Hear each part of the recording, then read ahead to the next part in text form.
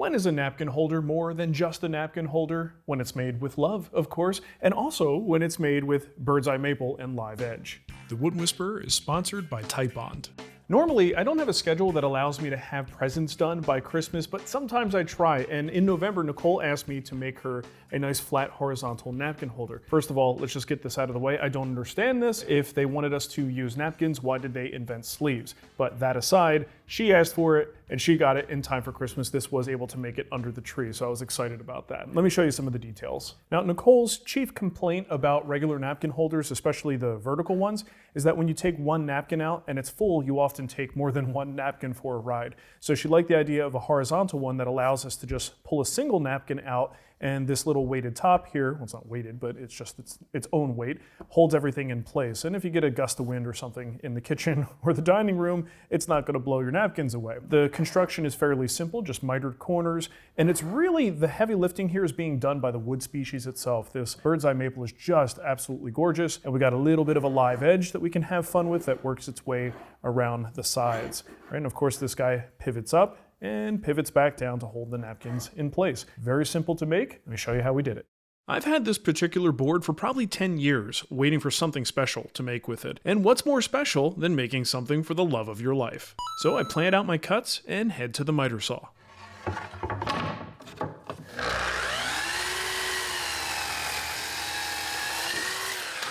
This section of the board is really out of flat, so I'll joint one face and then hit an edge.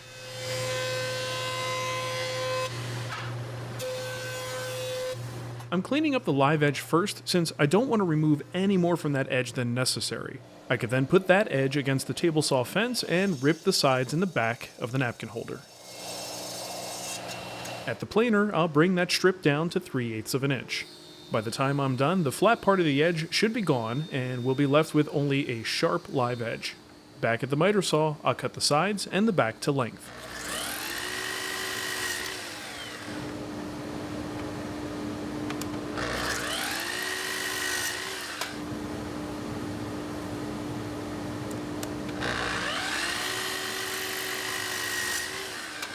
While I'm at it, I'm using some leftover pieces to make a lid, which will require a quick glue up.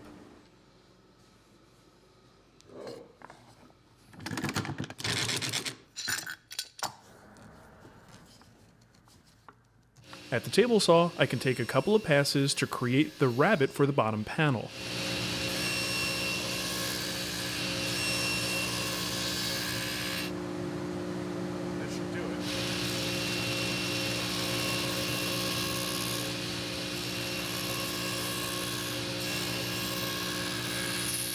That rabbet ended up being a little bit uneven, so I'll just clean it up with a shoulder plane. You could put the bottom panel into a full-on groove instead of a rabbet, but that'll consume vertical space, and I'm really trying to keep this thing as low profile as possible.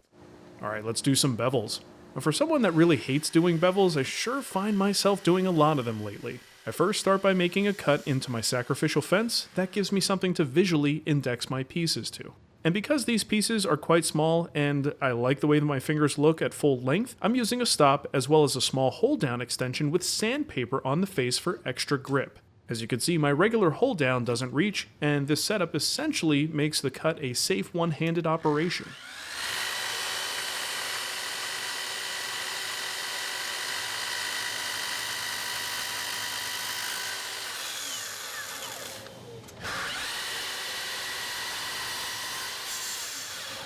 A lot of times you can just flip your pieces and keep the saw beveled in the same direction, but that would require me to put the live edge against the fence. Well, that live edge isn't straight anymore, so it's not reliable, and I've got no choice but to send the saw head to 45 in the other direction.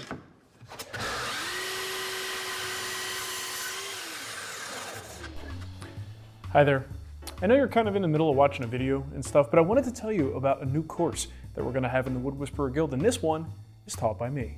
In this course, we'll cover the design and execution of a large dining table and matching bench. This course is a little different than our typical guild courses, as the focus is less about the build and more about the design. It's something of an experimental design that I wasn't 100% sure would even work. Spoiler alert, it did. But this course will show you my thought process and struggles as I go from design concept into template construction, then into the actual build. We'll then take what we've learned from the table and apply that to a matching bench, and we'll take that opportunity to try some alternative techniques as well. So the course launches at the end of February, and you have until then to get the course at the pre-order price. It's super low right now, so head over to twwguild.com and check it out.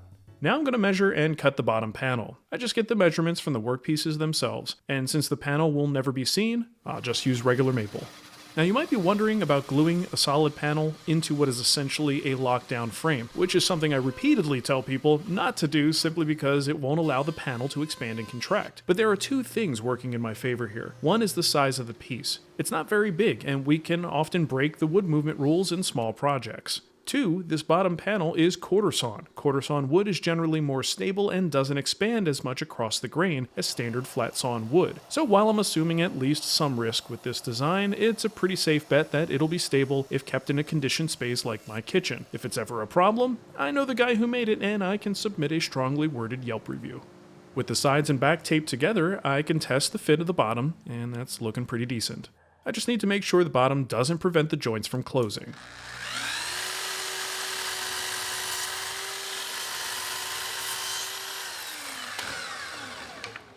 Now let's jump over to our lid. I'll sand it down and then size it so that it'll fit with a little bit of wiggle room.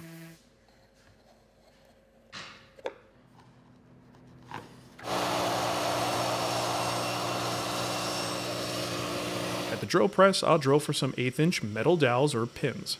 These will allow the lid to pivot.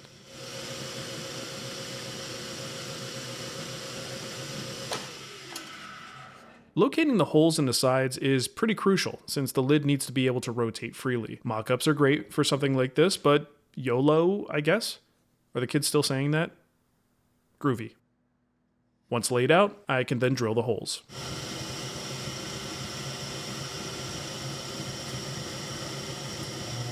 The steel dowel stock is a little rough, so I'll just use my grinder to clean up the ends. You know, the grinding wheels I bought for Ashley Harwood when she was at my shop so that she could sharpen her turning tools, and if she knew how I used them, she'd probably kill me?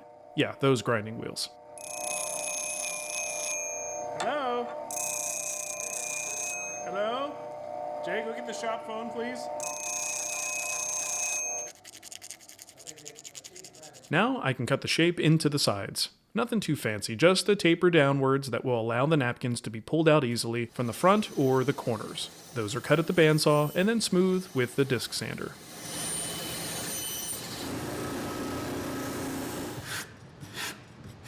Now let's test out the action on that lid by adding the pins. A little dry assembly, and the lid looks pretty good. Uh-oh, you hear that? It's a screw-up alert! You see those holes there? I screwed up the drilling the first time, but fortunately the top will also receive shaping that will end up cutting those away. So it's like it never happened. The shape of the top isn't critical, but I do want the shaping to start at the same spot as the taper on the side, so I'll mark those locations. And now I can cut the lid to shape.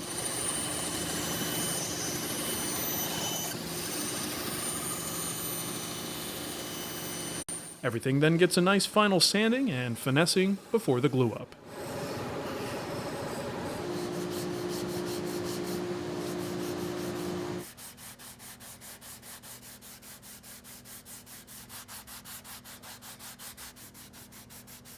For the final glue up, I'll use masking tape to connect the pieces before adding glue into the joints. Good old Titebond Original. Not Titebond 1, as lots of people like to say. It's actually Titebond Original. Why am I spending so much time telling you this? Well, it's certainly not because they're a sponsor or anything. I mean, I wouldn't just waste time mentioning a brand's name just because I have some kind of financial relationship with them, would I? Now I can bring the parts together, drop in our lid, and then apply light pressure with a clamp. The key here is to make sure we're not restricting the movement of the lid as it needs to swing freely.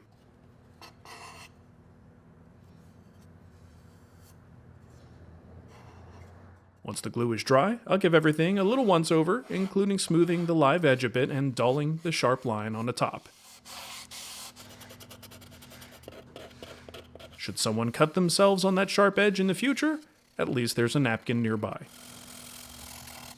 For a finish, I'll use my new food-safe favorite, Bumbleshoots. You can still get 10% off if you use my code TWW10 at checkout. They're not an advertiser, but I do participate in their affiliate program. Keep in mind, you can make something similar for yourself if you're so inclined, and I'll link to a video showing that formula in action. And just look at that bird's eye pop. Awesome. So there you go, a delightful way to store napkins for the more civilized among us who believe such things are necessary. Oh yeah.